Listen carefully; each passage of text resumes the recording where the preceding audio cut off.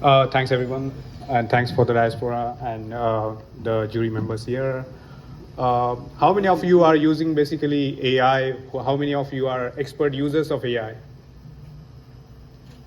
Maybe Chat GPT you must have used. Okay, so quite a few people, we have some users here. And how many of you think that AI is going to take your jobs? Not many. So you see, I mean, there's a misconception, right? AI is going to take over the world. The thing is, AI is going to change the way we are basically doing our day-to-day work. It's going to change the pace at which we operate. It's going to change the way we do our standard operating procedures. But one thing which is probably, what I think my friend Ramesh also spoke about is the governance, right? So AI needs to be governed.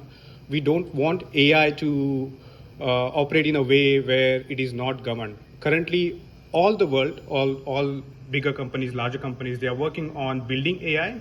And what GIofAI, my company at Australia, what we are doing is basically trying to create the standards which are going to govern AI. So these standards obviously are very much required. And GIofAI is Australia's largest AI community. More than 100,000 people are associated with us. So when I started this company, obviously not only we are talking about diaspora, we are talking about taking the India's tech across the borders, but at the same time, when our students they go and study in abroad countries, there is a genuine problem they face. Like they don't have the right resources, and they are obviously on the student loan, going there and trying to find a feet in the foreign country. Those countries are not supporting them. So what we are doing in Australia with GIofAI, the largest AI community in Australia, is giving them the platform where they can obviously upskill themselves, learn about how they can create careers in data and AI. And that is what is probably needed by diaspora across the globe. Ramesh is obviously doing the similar thing in France. I'm doing it in Australia, and I'm pretty sure that people like PIOs across the globe, they are doing something similar. So we are talking about creating companies. We are trying to create like an enterprises, but at the same time, as a moral responsibility, governance is quite important, and we need to create governance. We need to create ecosystem for our future generations, where they can not only take this technology, not only take this AI, but also create the careers in a strategic manner, which can obviously benefit the entire diaspora.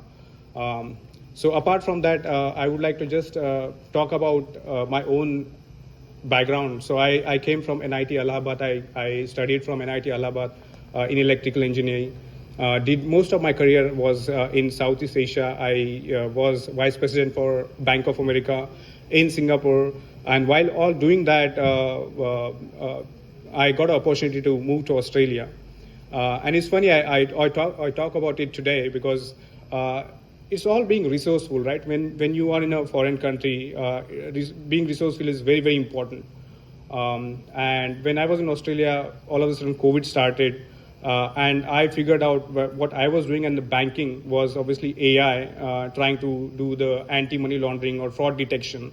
And the similar skills could be used for COVID detection. So I was the one who actually created the COVID data model for Australian health system. So all the lockdowns came in Australia, they came from the system I built. And while doing that, I have figured out how this can impact not only the lives, but also the careers. And probably that's what I can suggest, that in future, what we have to do is create AI which has a lot of governing body, have good governance across AI, and create careers which can not only be sustainable, but also beneficial to humankind. And obviously, PIOs are doing pretty much the same, and I look forward for doing the same as well. So thanks a lot for the opportunity.